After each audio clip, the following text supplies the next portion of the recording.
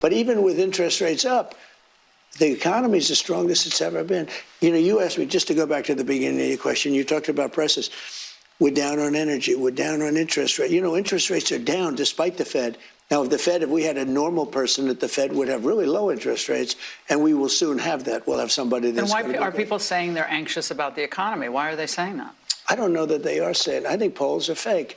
We have the greatest economy we've ever had. We will have over $20 trillion come into our economy, and it's largely because of my election, but it's also largely because of tariffs.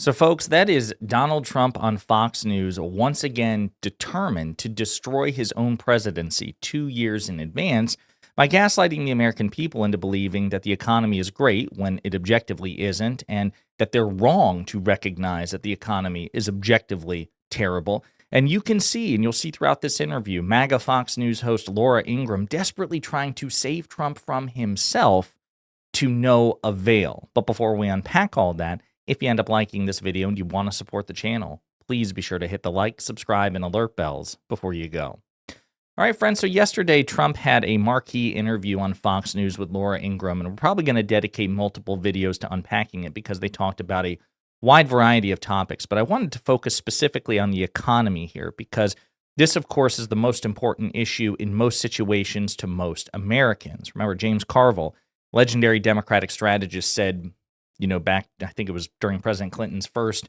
election bid in the early 90s, he says, it's the economy, stupid. And that conventional wisdom has been largely unchanged. Donald Trump is hemorrhaging on the economy and has been for some time. Laura Ingraham understands this, and she's trying to guide Trump into not making an ass out of himself and saying things and doing things that will undermine his ability to retain his Republican majorities in both chambers. And Trump is determined to screw it up because he's getting visibly defensive. He's lashing out at voters and people. No, it's not true. They don't believe that. The economy's amazing, and it's all because of me.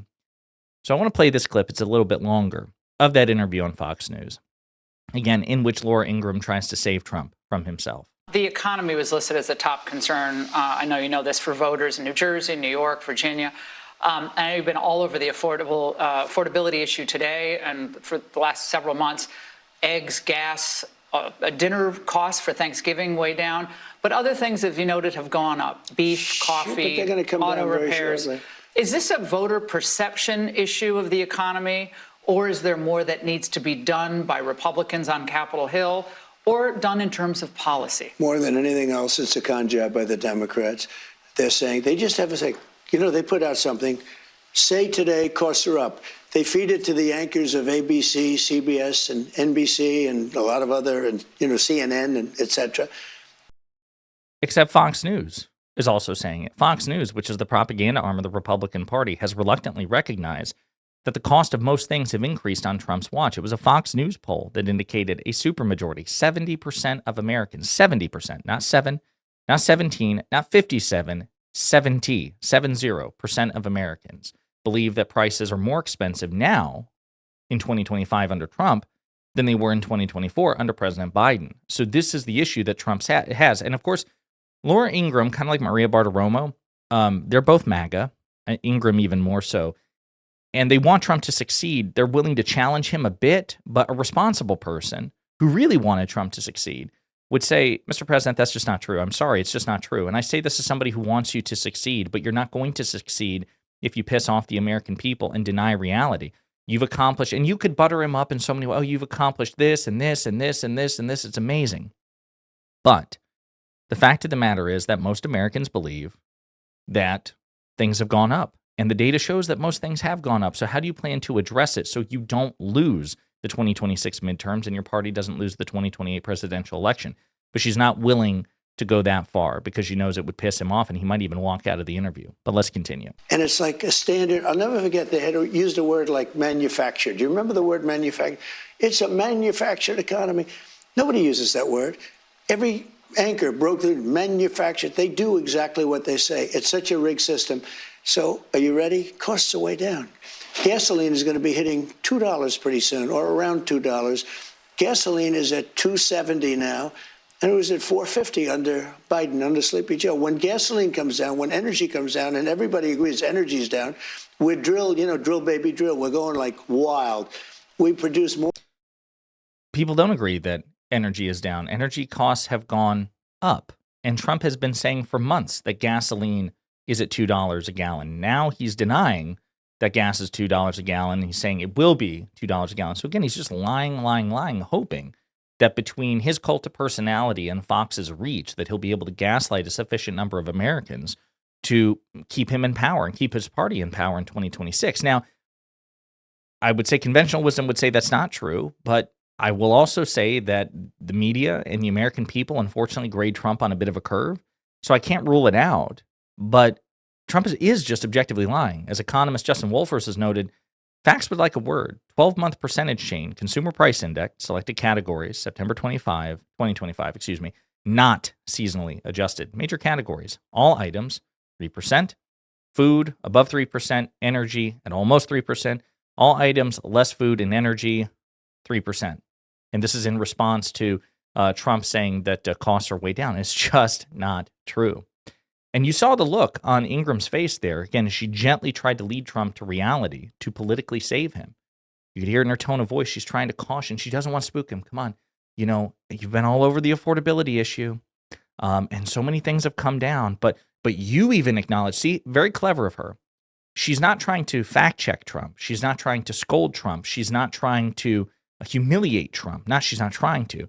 She's actually trying to deceive him with his own words. Because Trump has never acknowledged the fact that a lot of things are down. He'll say, like, beef is down. The price of beef is down. But she's trying to basically say, you know, you and your genius, even you have recognized that there are a lot of things that are still, you know, pretty expensive. And Trump's like, no, I never said that, just beef, but it's coming way down.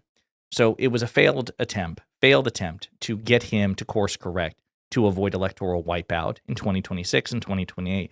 And speaking of electoral wipeout and the polls, let's turn to CNN data analyst Harry Enton to dive into Trump's economic polling because it's quite atrocious. Yeah, what President Trump is trying to sell, the American folks aren't buying, and we can see it pretty simply here. Take a look here. This is consumer sentiment, their current conditions. Consumer sentiment can be the current conditions or it can be future expectations. We're looking at current conditions. And get this, according to the University of Michigan, we are dealing with the worst ever view of current conditions dating all the way back since 1951. This is record-breaking in the way you don't want to be breaking records. So again, I just want to be very clear. That is atrocious. In many ways, these polls and the economic metrics are far worse under Trump, less than 1 year in, than they were ever under President Biden. Like, that's not good. Consumer sentiment being worse than it ever was under Biden, not good.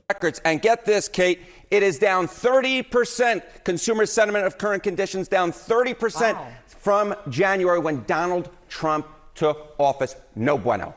That is significant and something you can't ignore. You shouldn't ignore. No, you should not. Ignore to your peril. But they do not feel good about the economy. How much are they blaming this on President Trump? Yeah, it would be one thing that President Trump could ignore it if folks weren't blaming him for it. But take a look here. Trump's policies have worsened economic conditions in America. Look at this. We're dealing with a super majority here. We're talking about more than 3 in 5 Americans, 61%, who say that Trump's policies have worsened economic conditions in America. How about worsened your own finances? Again, we're dealing with a majority here. So again, let's be very clear about that. The Fox poll said that 70% of Americans said that economic conditions were getting worse, right? Slightly different question, but very similar, is in this CNN poll. Okay, well, have Trump's policies directly worsened things in America? And 61%, again, still a supermajority, say yes. So those are devastating numbers. It's not just saying that, incidentally, things are getting worse under Trump. Most Americans believe that Trump is actively making things worse, which, of course, he just objectively is, particularly by way of his tariff policy. 51% of Americans say that Trump's policies have worsened your own finances. This is double trouble for the President of the United States. When you're dealing with consumer sentiment of current conditions being record-breaking in the wrong ways, being record-breaking for the worst ever since 1951, and you're dealing with a supermajority who say that your policies have worsened economic conditions in America, and you're dealing with a majority who say your policies have worsened the folks' own finances, that is, ay caramba, no good. Yeah, no matter what, you would prefer to not have this. No, you would prefer not to, Kate. What about the slice of the electorate both parties need and is what decides elections: independence. Yeah, okay. And oftentimes we talk about independence, and sometimes that group of voters includes folks who lean either the Republican or Democratic side. I decide to look at pure independence, those who don't lean towards either side. And look at this: disapprove of Trump on the economy. Among pure independents, we're talking about 4 in 5. 4 in 5, 79%. I'm laughing because you rarely ever see a number this high. 79% of pure independents disapprove of Trump on the economy. How about this? This is no outlier, Kate. This is no outlier, because look at Marquette University, their law school. 76% of pure independents disapprove of Trump on the economy. When you put it all together with the approval ratings, it averages out to a net approval rating on the economy among pure independents of, get this, minus 58 points. Oy vey, as my mother used to say. Yeah, that's not good at all, folks. Remember, the MAGA movement, the Republican Party, is insufficient to keep Trump in power, to get him back into power, and to keep Republicans themselves in power in terms of their congressional majorities. Trump needs independence. That was, bringing in independents who don't like him personally but believe that he was going to make the economy better. That was what propelled him back into power, and now he's lost them, and his polling on this is as bad or worse in many polls than President Biden's ever was. So this is a total disaster. This is why Laura Ingraham tried to save him from himself, but Trump, true to form, is doubling down. And again, if he keeps up in this respect, it's going to end his presidency prematurely 2 years in advance.